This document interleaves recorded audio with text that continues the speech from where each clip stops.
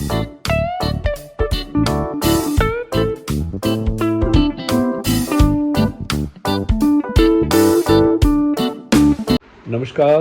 कैसे हो आप? उम्मीद करता हूँ आप सब ठीक होंगे और अपनी ज़िंदगी का आनंद ले रहे होंगे। मैं एक बुक पढ़ रहा था, इकागाई। उसमें एक चैप्टर आता है बाबी साबी। बाबी साबी एक पद्धति है जीवन को जीने की, जापान के अंदर। तो उन चीज़ों के बारे में जो मुझे समझ आई, जैसा जैसा मैंने समझा, तो मैं आपके साथ शेयर करता हूँ उन चीज़ों को। बाबी साबी जापान की एक बहुत गहरी जीवन दृष्टि फिलॉसफी है। इसका अर्थ है अपूर्णता में सुंदरता देखना, सादगी को स्वीकार करना, जीवन की अस्थिरता को समझना। ये इसके मुख्य पॉइंट हैं।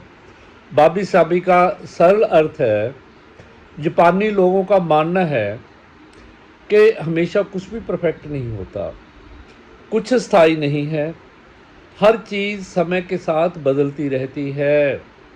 उदाहरण के लिए उसमें समझाया गया, किताब उस पुस्तक के अंदर, पुरानी लकड़ी का फर्नीचर जैसे ख़राब हो जाता है पर उसकी सुंदरता वैसे ही बरकरार रहती है। टूटा हुआ मिट्टी का बर्तन, उसको भी हम सुंदरता ढूंढ सकते हैं उसमें। झुर्रियों भाला चेहरा, उम्र पहले तो हमारा चेहरा बहुत बढ़िया होता है और जो जो उम्र बीतती है हमारा चेहरा भी वैसा ही झुर्रियों से भर जाता है। सूखे हुए पत्ते कभी वो हरे होते हैं और फिर वो सूख जाते हैं। साधारण और शांत घर, एक ऐसा घर जिसके अंदर शांति हो, पॉजिटिविटी हो, आपका मन लगे। इन चीज़ों के अंदर वो सुंदरता देखते हैं। जापानियों के बारे में कहा जाता है कि वो संसार में सबसे लंबी उम्र भोगने वाले व्यक्ति हैं। 90-90 साल के लोग काम करते हैं। तो ये जो बाबी साबी या कुछ और जीवन की पद्धतियां हैं जिनके कारण उनकी उम्र लंबी होती है, स्वस्थ होती है। कोई गए थे, कोई लेखक, ये जो लेखक हैं इस पुस्तक के, वो वहाँ गए थे, उन्होंने वहाँ रह के रिसर्च की। उस रिसर्च में उन्होंने पाया कि 90-90 साल के लोग जो हमारे 60 साल के होते हैं ना, 50 साल के, उन जैसे लगते हैं। काम करते हैं, खेतों में काम करते हैं, अपने घर के अंदर बने हुए गार्डन के अंदर काम करते हैं। ये अगर ये काम नहीं है तो वो दूसरे और कामों में व्यस्त हो जाते, खाली नहीं रहते। अगर हम खाली हो जाए ना, टूट जाएंगे हम।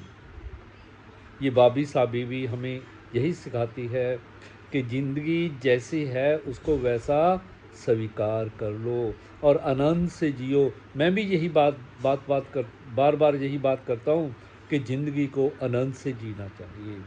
आनंद से जीने के लिए शांति, सादगी, जो आपके पास उपलब्ध है उसी में संतोष करो। जापानी जीवन में इसका बड़ा महत्व है। बाबी साबी उन्हें सिखाता है सरल जीवन जीना, कम चीज़ों में संतोष रखना, प्रकृति से जुड़ना, दिखावे से दूर रहना, हर पल को स्वीकार करना जैसा है। अगर हम भारत की बात माने, भारत के अंदर अध्यात्म और योग का प्रचलन है। हालांकि ये चीज़ें मिलती जुलती हैं एक दूसरे से। इस विचार से भारतीय अध्यात्म और योग में भी ये चीज़ें कही गई हैं।